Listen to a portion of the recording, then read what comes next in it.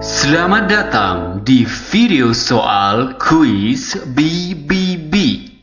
Jangan lupa subscribe dan klik tombol like dan lonceng untuk update video berikutnya.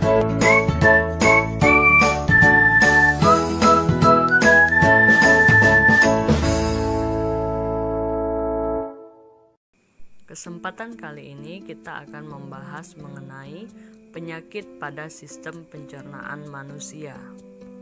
Gangguan pada sistem pencernaan juga dikenal sebagai penyakit gastrointestinal. Pasalnya, berbagai penyakit pada sistem ini dapat menyerang lambung atau gastro, serta saluran pencernaan yang terdiri dari usus atau intestinal, rektum, hingga anus. Kelainan pada sistem pencernaan. 1. Diare. Diare adalah gangguan pencernaan disebabkan diantaranya keracunan makanan atau kontaminasi bakteri, alergi makanan tertentu, atau makan pada saat yang tidak tepat. 2. Sembelit atau konstipasi. Frekuensi buang air besar setiap orang berbeda-beda.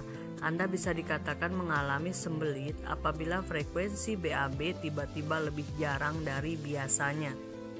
MAH merupakan penyakit atau gangguan sistem pencernaan yang ditandai dengan adanya rasa perih pada dinding lambung. Selain itu, MAH juga disertai dengan adanya rasa mual dan perut menjadi kembung. Gangguan ini terjadi karena tingginya kadar asam lambung.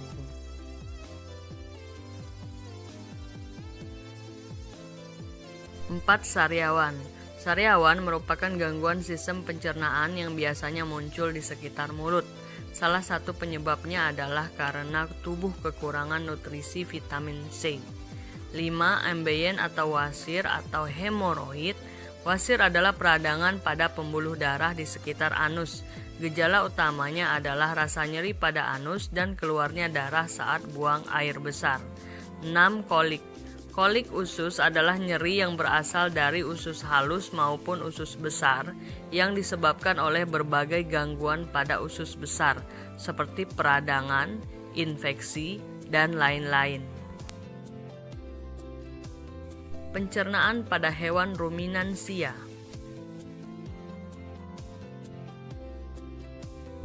Pencernaan hewan ruminansia.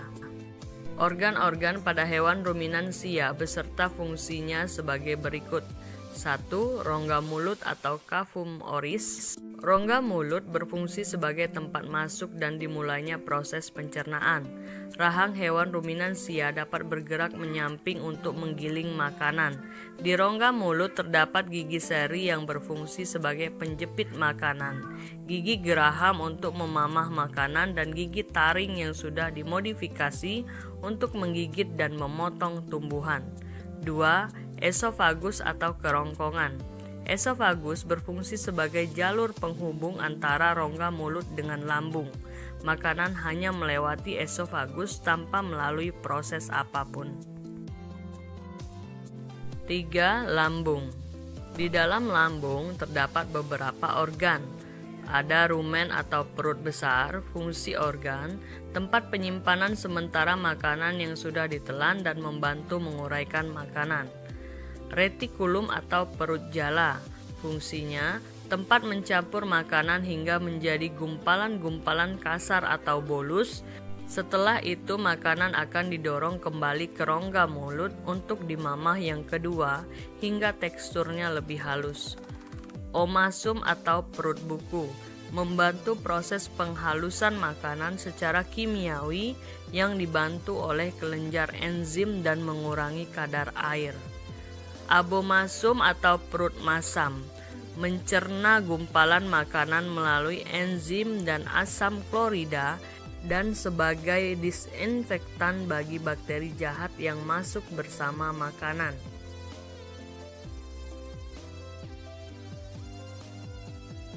4. Usus halus. Usus halus berfungsi menyerap sari-sari makanan yang telah diproses di dalam lambung.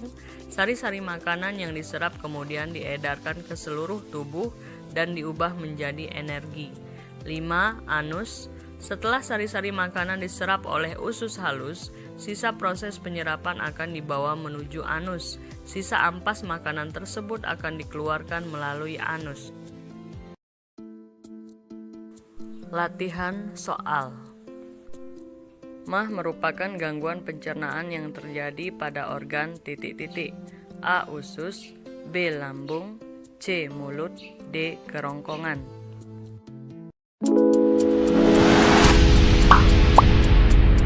Setelah menyimak video, silakan teman-teman menjawab soal yang telah disediakan dengan benar. Kemudian klik tombol submit.